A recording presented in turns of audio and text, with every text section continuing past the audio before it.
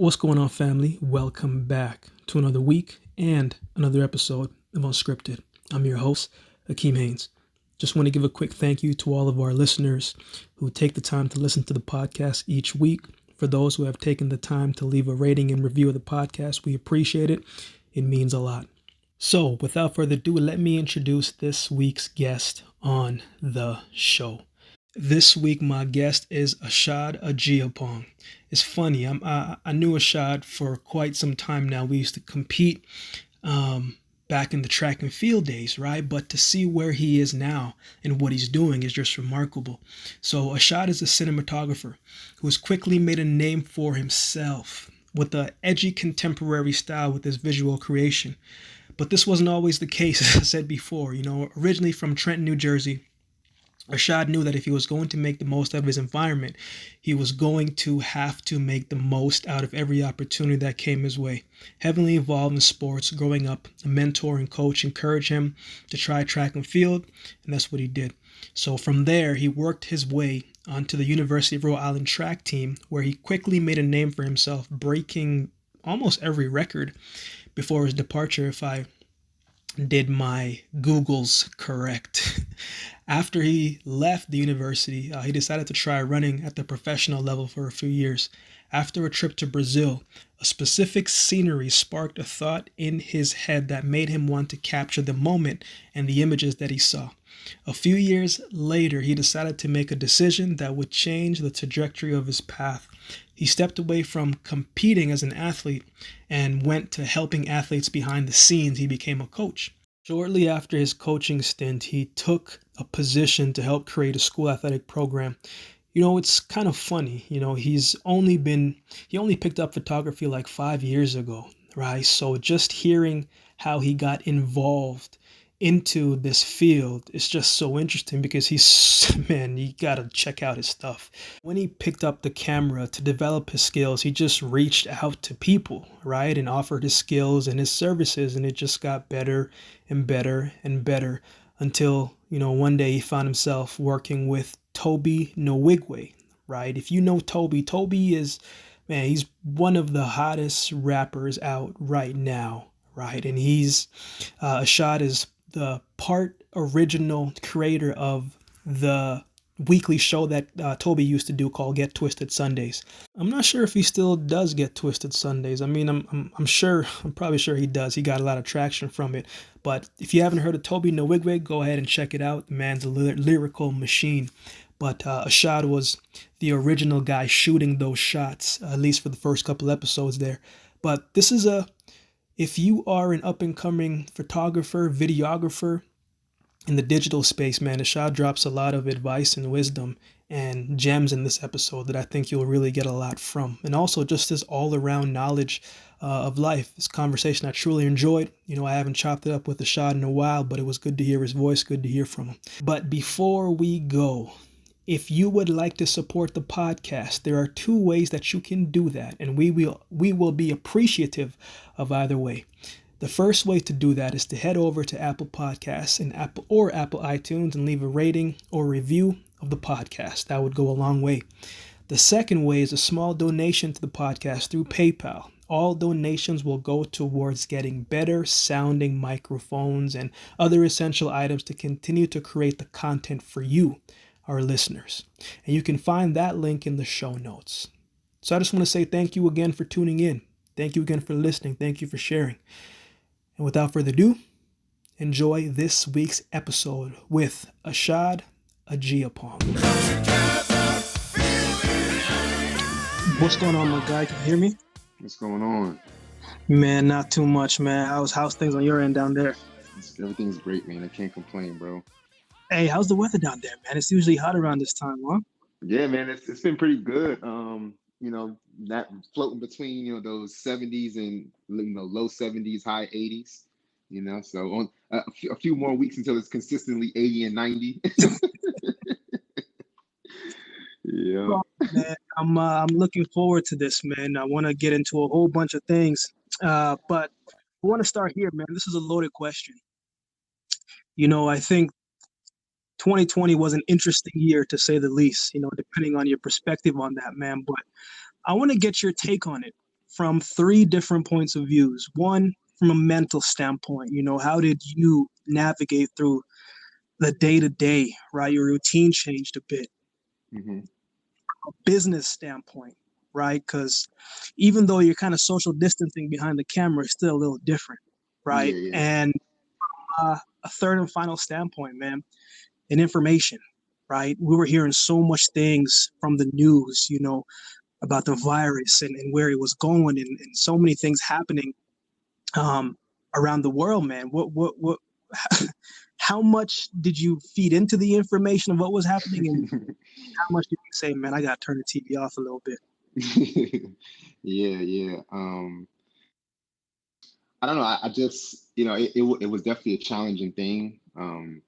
Just with everything and kind of, it's an unprecedented thing. Like if you think about it, and you have grandparents and stuff like that who lived through like different types of pandemic type things, and it's not something that's a common thing. So to be part of a page in history and to be have to kind of sit still and like the world basically shut down.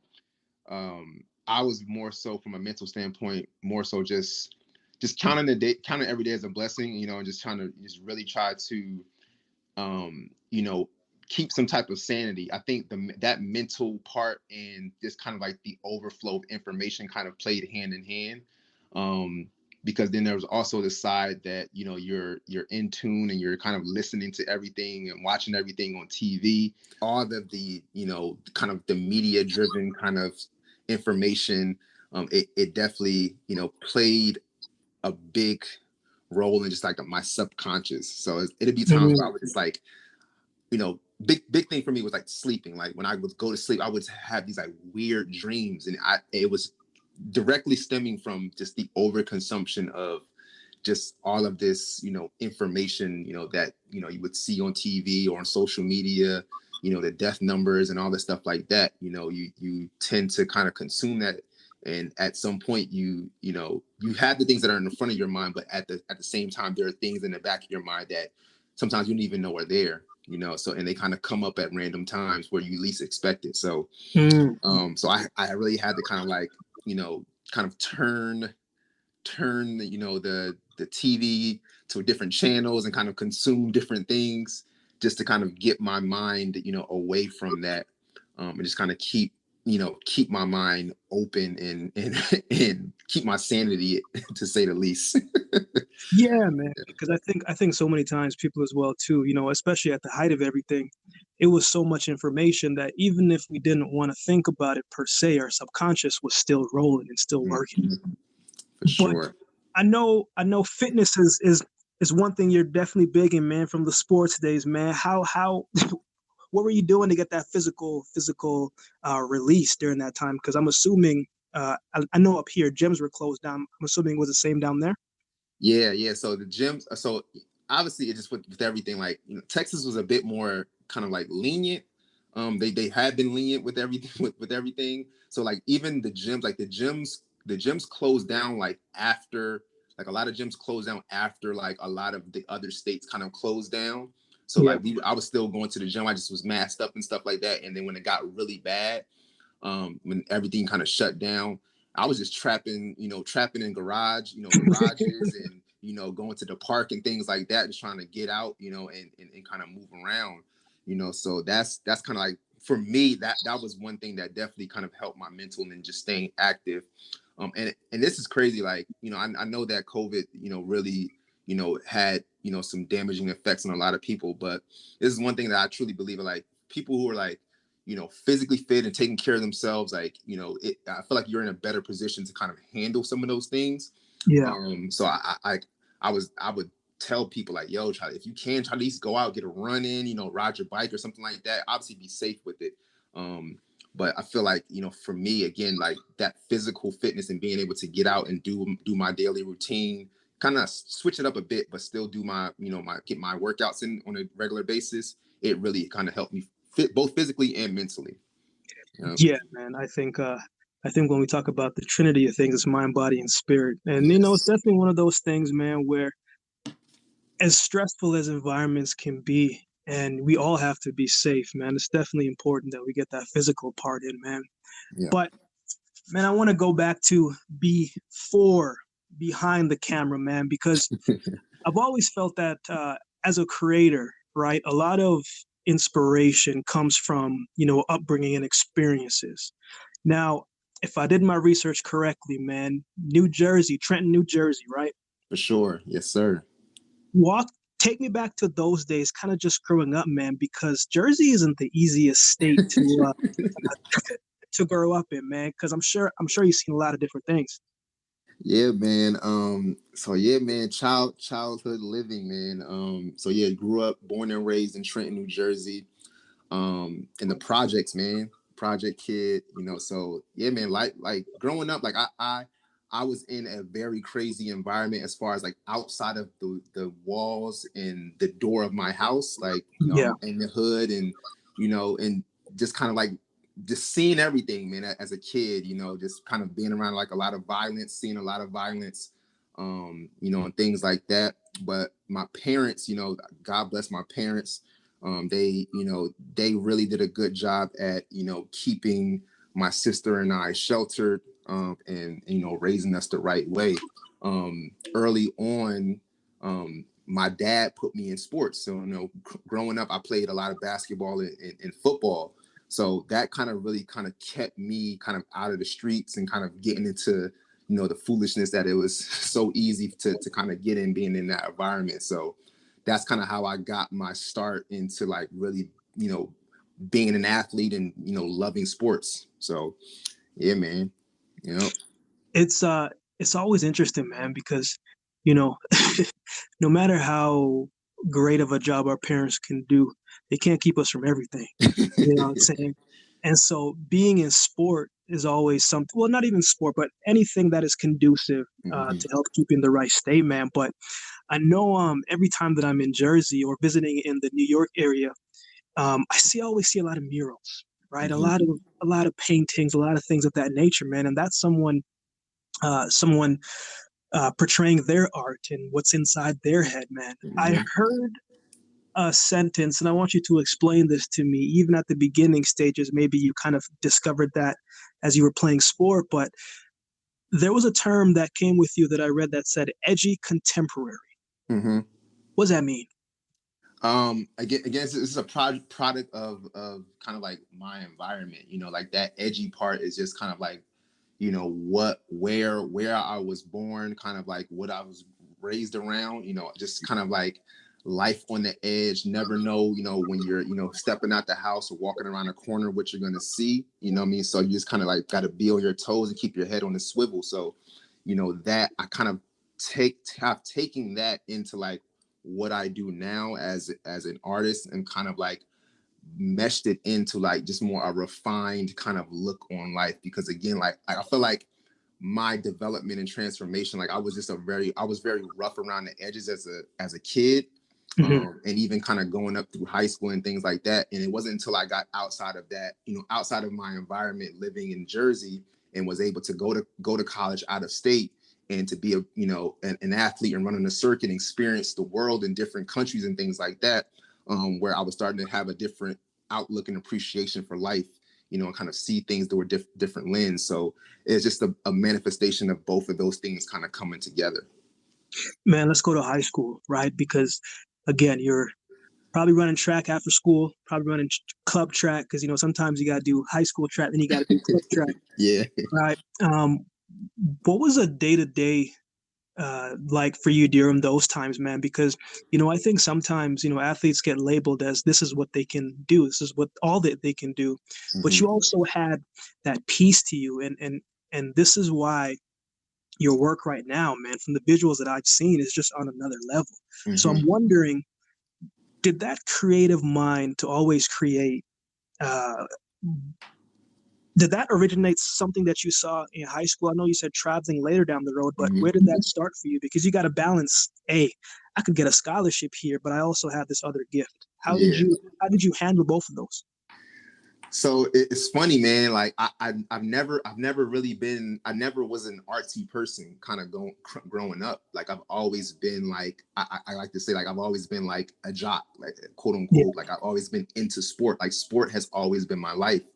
And I'm sure when we'll get later into my story, but I didn't really pick up like the creative side. And again, maybe this is something that I'm still trying to discover and trying to see where it's stemming from. But as a kid, it was, everything was just focused on sport. I was the kid who, I didn't start running track until junior year of high school. Up until that, I was a hooper and I played football. So I was the kid who I everywhere you see me, I got either a football or a basketball in my hand. I'm dribbling down the street. I'm in the backyard. I'm shooting hoops all the time. Like that was just my life. I watched cartoons and watched, played video games, and I did sports. I ran around the house and just did crazy stuff. I wasn't really into drawing or art class or anything like that. So it's and when I think and when people ask me that question, I'm always kind of like taken aback. And I'm like, damn, like I wonder where, like it had to be something in me at some point. Maybe I just didn't experience something that kind of brought it out early on. But I mean, I'm here now, so and embracing Yeah. it to the fullest. Man, when you were playing sport, man, I think sometimes when we are put into tough environments and we face obstacles early, man, we start dreaming about certain things. We may not know how we are going to get there, but we always know there is something that we can do. You Mm-hmm. said your world opened up when you left the state. Where did you go, and what was that experience like, and what was it such about sport that you cling to? Because you could play all of them, right? Yeah. But how did you narrow it down? Because I remember in high school, man, I was the moment I heard you could get scholarships at this thing, I was playing volleyball, I was playing basketball, running track, playing football. Yeah. The seasons don't align. You know what I'm saying? Yeah. But I was trying to go through it, man. But as a man trying to make decisions, man, was it how did you know that you had to leave the state in order to see something else? In high school, kind of like, doing three sports. Like my main sports were like basketball, football, and track. I mean, track later on. I loved the basketball kind of growing up and, and that stuff like that. But I got cut. My sophomore year of high school.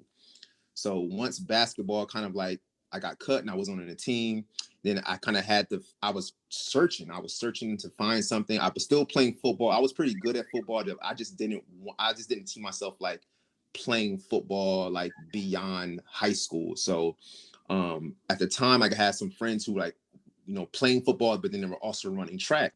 So I just decided to try track. And this was my junior year. I ended up deciding to run track, and the track coach at the time, he was like, he tried to push people to like not do football. He wanted you to focus on track. So Yeah, he had a personal conversation with him. He's like, hey man, I think you have a lot of potential. Like, I feel like if you devote yourself to running, like run cross country, and then do indoor, outdoor, he's like, I feel like you could do really well, possibly get a scholarship. So, and I never had a coach who kind of like had that kind of talk with me and kind of like, put that kind of belief in me. So that for me, that was huge. So I quit playing football and I just focused on running. And it turned out to be a great decision. Like I wasn't like a stellar high school athlete. I was running a lot of mid distance, and I had ended up running decent enough to get like some looks. I didn't get any scholarships though, but I had some people who were interested in me kind of coming in, being a walk on and things like that. But for me, like getting out of the state, going back to your original question, I felt like, again, like my environment, I just knew that I wanted something different. I needed to experience something different. I wasn't really crazy about, like the environment of, Trenton and New Jersey.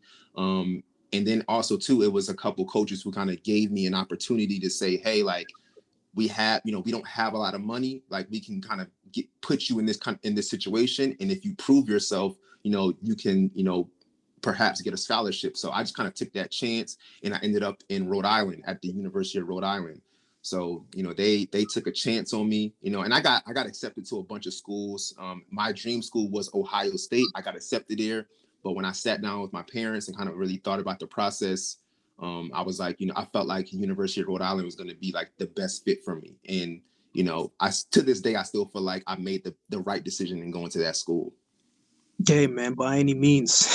Also, Yeah. sometimes all you need is that opportunity, man. But man, you said something I want to go back to, man. You have that coach tell you something that you didn't know, right? Sometimes we don't know what path could be good for us until someone tells us, man. Talking about mentorship and guidance, man.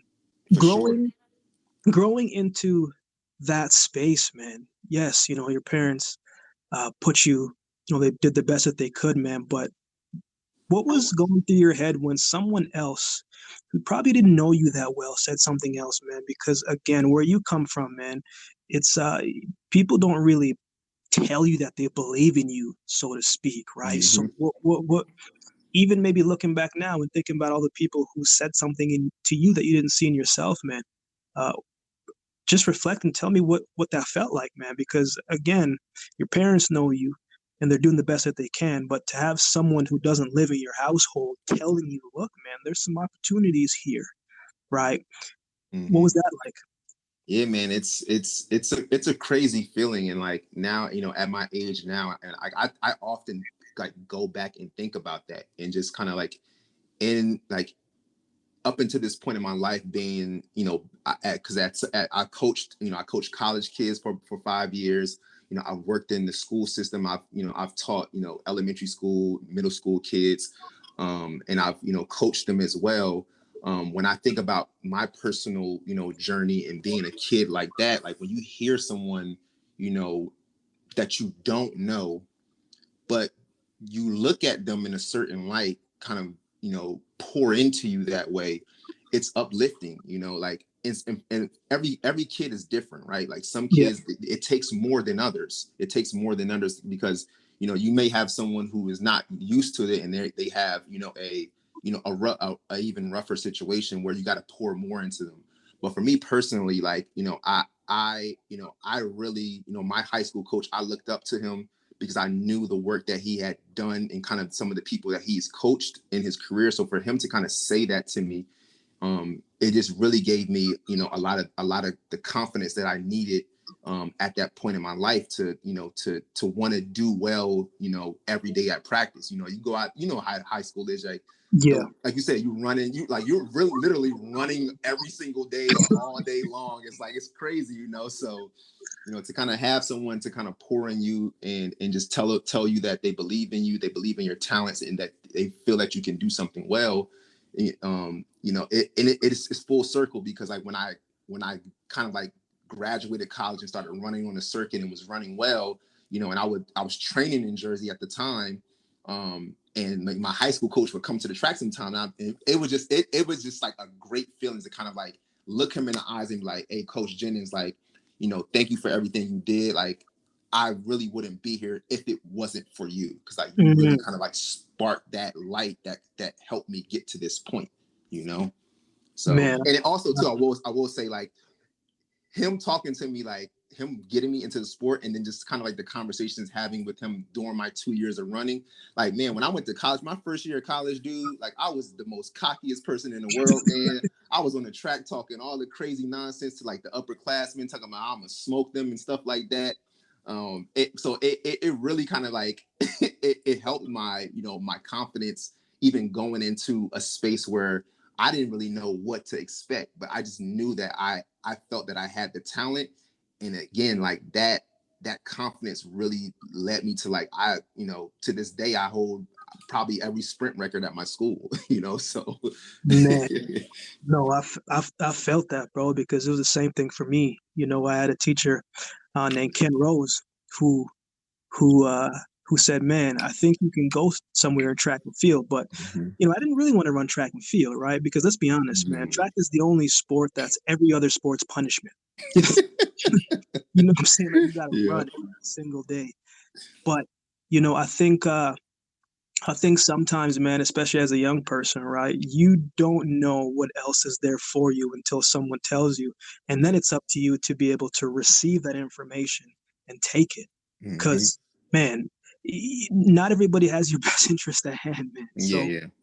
getting to school, man. You said first year, you were confident, man. You were rocking, you were rolling, man. Hmm. But what happened your second and third year? Was there a moment where you saw a camera lying around that said, or were you just solely still moving to track? So solely track, man. Track. Like literally, sport was life, man. Sport was life. It was crazy because, like I said, like my freshman year, I didn't really, I wasn't highly recruited. I got a little bit of money to go to University of Rhode Island. So my main goal was like I was focused on getting a full scholarship. Like that was my goal. So after my freshman year, I went to like junior nationals.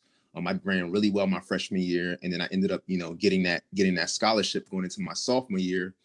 And then from there, I was just locked in. Like sophomore year, like I started running, really, really well. Was on the verge of making, NCAA nationals, and stuff like that. Started breaking some school records and things like that. So like, again, like my focus was really, really just sport and running track. Camera didn't come around until about, if you're gonna be surprised, camera didn't really come around until about 5 years ago. So What, really? yeah, man. yeah, Oh yeah, man. Okay. yeah. So we Okay, we later in the story with the camera. we gonna get there. That's crazy. Ah man. But man, you said something, bro, and I don't know if you realize it or not, but you wanted to get the scholarship, right? Hmm. Do you ever think back and say, man, I did exactly what I said I was going to do? You know what I'm saying? That's a confidence and a swagger, but that's a daily commitment that we often don't Oh think about man. because we're so caught up on getting the result, right? Yeah, yeah, man. It's definitely like you said, man. That like I definitely, it's like you said, I look back and I do say that to myself, and I see the process, right? I see like after I, and again, like that, going to those junior nationals for me was like, that was like an internal confidence booster, like doing that. And then this is crazy. So I went to that summer, I went to, it's like a junior nationals camp that they had, a junior nationals elite camp. And Yeah. I was down in Chula Vista at the Olympic Training Center. And I was down there with, it was like, Karan Clement, I think Aries Merritt was down there. Oh LaShawn man. Merritt had went the year before. Like, so this was like a big camp.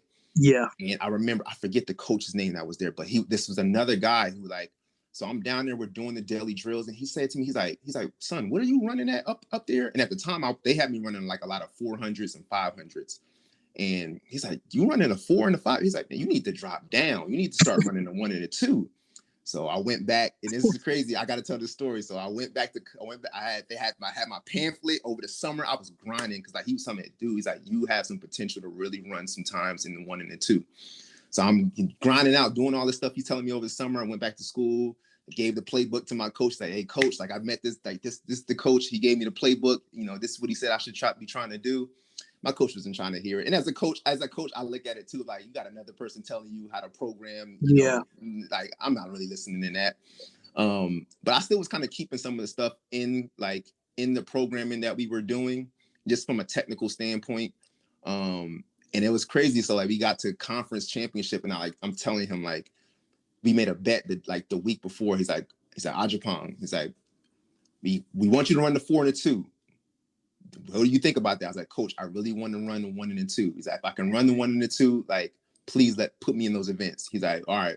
So I'm gonna make a bet with you. We put you in the 1 and 2. If you win the 100 and the 200 at conference championship, you don't have to worry about running the 400 ever here at our school ever again. Man, look, that was all the motivation I needed, bro. That was all the motivation I needed, man. I went out there and won both of them things. In style and fashion and great. Yeah, man. That's funny, man. That's funny. But man, again, it goes back to sometimes you don't know something until someone else tells you, right? Exactly. Especially over in Chula Vista, man. Like, when I was in Phoenix, I used to train alongside Aries Mary, used to be in the camp, right? And these are people who, again, world class of the world class. And when you have a world class coach telling you, hey, there's something here, man, And then, NCAA is a little different, man. It's all about points and, again, it's a little different. But you get to your senior year, man, and, hmm what's next? What made you decide to continue going? And then you started getting up on the circuit. It's different. Yeah, It's different in college now because man. now it's not show up at this time. We're traveling here. Now you got to be an adult. You got to Yeah, be yeah, ready yeah. for yourself. Yeah, man. So yeah, man, it's crazy. It's starting to become a theme here, man. It's just another person, another person really kind of, seeing something in you that you don't really see in yourself. So Yeah. the coach that came down to see me in high school, my coach Derek Yush, at the time, he was still the coach, one of the coaches at University of Rhode Island. So my senior year came around, and again, I was running well, and one of the top guys in the country in one and the two, and he was, and I honestly, for me, I was like, I mean, I didn't really feel like I was able to like go and run the circuit. I was looking at like all like the bigger school guys, like the guys from like Florida and things like that. I'm like, that's for those guys, not somebody from like the University of Rhode Island. Mhm. Um, but my coach, I remember one day I was leaving the weight room. And he's like, hey, Ajapong, like, what are you thinking about doing after school? And I was like, I don't know. Like, I'm probably gonna, maybe go to grad school. And he's like, hey man, I think I might have a situation for you. I think you should try to run, post collegiately. And I was like, really? He's like, you think? I was like, he's like, you think I can do it? And he's like, man, are you serious? Like, dude, you're running these times up here in the cold weather of Rhode Island. We don't have an outdoor track. You're running all these times running on indoor tracks only. He's like, I think if you get in the right environment, you're gonna run really, really fast. So, once I graduated, he made some phone calls, and I ended up down in Florida at the time it was the National Training Center with Dennis Mitchell. Yeah, man. Mhm. So, and that's how that came about. Him just kind of, believing in me and say, hey, man, and kind of making me see the light. He's like, hey, this is the situation. I feel like you can do some great things. So yeah.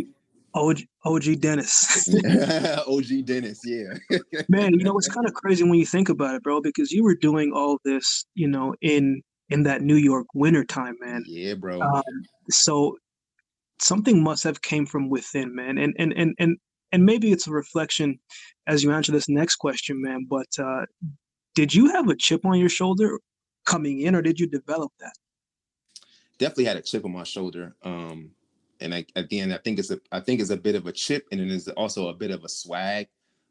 Again, kind of being from the New York, New Jersey area, and kind of like that being in that environment. Like when you again, like I played hoops as a kid. Like it was like you gotta have that swag. Like I feel like a lot of basketball players, a lot of hoopers have that swag. So, just kind of like having that as a kid, I always kind of had that on my shoulder. And then like when I went to college, like I just period. I hate losing. Like I hate losing. I don't like losing. So it was just like, when I would lose or when I would see people running fast, it was just like I just felt like I just took it personally. And I felt like I would have to go into a race and really kind of like do my best to outperform everybody. And if I didn't, I literally was walking around with a chip on my shoulder until the next time I was able to race that person that beat me last time or, something like that. So it was it's always been there, and I just always carried it, on my shoulder. Yep. If there was one advice for someone listening, man, who, maybe they're walking on right now and they're thinking, man, I really want to get a scholarship, or maybe they're trying to get into a certain program, but they need a certain type of GPA, man. What is one thing that you would tell them uh, to give them some words of encouragement, man, that it's not impossible to do? Man, just I really feel like, I really feel like finding someone who is willing to again mentor you and pour into you. I think I really feel that is super important. And I say that because um after a while, like once I started running and I was coaching for a while, I was coaching college kids, and then I stopped, I moved into like actually teaching kids and teaching, elementary school kids and middle school kids. um confidence is something that, a lot of kids lack. Even the ones who you feel like are the most confident, you gotta continue to pour into those kind of those kids. So as a high school kid, or even a middle school kid, like if you're able to, like, if you have someone who you see is trying to help you, I would say, like, really kind of like be a sponge and listen to what they're saying, take in what they're saying, ask them questions, because that person may be actively trying to help you in a way where you don't even really see at the time. You might just think it's just words, but those words, again, like, it's going to come a point where that thing might click, and you might have to look at something in a different way. So again, mentorship for me is like a really big thing, and kids being open to that and being willing to, like, have someone who's willing to kind of talk to them, and things like that. Because a lot of time kids, like, they kind of get overwhelmed, and they're kind of like, why does this person keep wanting to talk to me and stuff like that? Like, you old, and I've seen it. I've seen it 1,000 times. But a lot of times it's for good reason. It's for good reason. Man, whenever I go to speak to kids, man, I always say, I'm going to say some things today. And you may not need it at this very moment, but I Yes, think sir. at some point you may need it, right? Yes, Because sir. it's different walks of life. Yes, sir. And as a young man or woman, you often think that you're invincible and you'll figure it out. And you will. However, it's a lot easier to take advice from somebody who has walked certain paths so you can avoid those mistakes, man. Mm-hmm. And so I think it's very spot on exactly what you said. I completely agree, man. You said, you didn't really start thinking about, picking up the camera and stuff until you started traveling, right? Mm-hmm. Was there a city that maybe turned that light on for you or got you thinking? And if so, what was that moment? Were you on the train, what I'm saying, going to France, or were you going to Germany, or and you're seeing all these different things? What was that moment for you, if you had to pinpoint it? Yeah, I think it was like, honestly, it was probably one of my first big trips outside of the country. I did a circuit in Brazil. And that really kind of like, what's that? I said the grind. Yeah. Yes, sir. Yeah, man. So, like, and at the time, like, I wasn't really big into, like, photography, like traditional photography at the time. But when I went out there, I was like, man, like, I didn't have a camera or anything. I just had my phone. And I just found myself wanting to take, like, a lot of pictures and things like that. So and it was just because, like, the scenery was so different. Just a lot of, like, the colors and things like that were, like, prominent throughout the country. And just how picturesque, like, a lot of, like, the waters and, things like that were out there. So it was just something, like, I just remember vividly, like, being on that trip and just wishing that I had, like, a camera in my hand to, like, kind of take, proper photos with, and things like that. So I would say that would probably be one of the first instances where it kind of, like, it really kind of, like, started to kind of open up. So when you stepped away from the sport, you did some coaching, you did some teachings. Still crazy to me how you said you didn't find it until 5 years ago, man. But when you stepped away from the sport, man, I think sometimes when we are trying to transition out of something, it can be very tough. It can be very hard, man. It can be challenging, man. What was those steps like for you, and how did you get into coaching, and how did you go into teaching? Because they are different things, but they're kind of one and the same. Yeah, most definitely. So the coaching kind of, like, you probably, seen it and heard it, like, as I was, so when I was still competing at the time, and I was, my coach, he was at the time, he was the assistant coach at, the College of New Jersey. So that's where I was training. I was living in New Jersey at the time, because I had bounced around a little bit. I was training down in Florida for a while. I left that camp. And then I ended up in Jersey. So he took me under his wing, and I was training there on a daily basis, and he asked me, did I want to start coaching? So he brought me on the staff. And I was one of the sprint coaches there. So during my time training there, I was on the staff, coaching the sprint athletes. And then from there, what happened was I was getting towards the tail end of my career. Like I had always been someone who was like, because I feel like track and field is one of those sports where it's notorious for overstaying your welcome. Like it's notorious, bro. Like, and again, like it's because it's because of it's one of those sports where you can do it forever if you want. Like they have the masters, the different masters classes and things like that. But for me personally, like I just never really was interested in that. Like I personally just, again, like that chip on my shoulder, I was trying to compete at the highest level. I wanted to go to the Olympic Games. I wanted to, be in a Diamond League race and do all these things. So when I kind of saw that, I was trying to be very realistic with myself, and I saw that that wasn't in the cards for me, I kind of like started to pull back a little bit and started devoting more of my time into like coaching up the athletes that I was coaching. So at that point, I kind of wanted to transition to a different program because it was D3 and I wanted to kind of coach. I saw myself coaching D1. But to be honest, like the offers and the opportunities weren't there. So I needed to find something, that I felt was going to be fulfilling for me, because at the time, like I just wasn't really crazy about, coaching at the school that I was coaching at. So I ended up, someone's like, hey, would you want to start,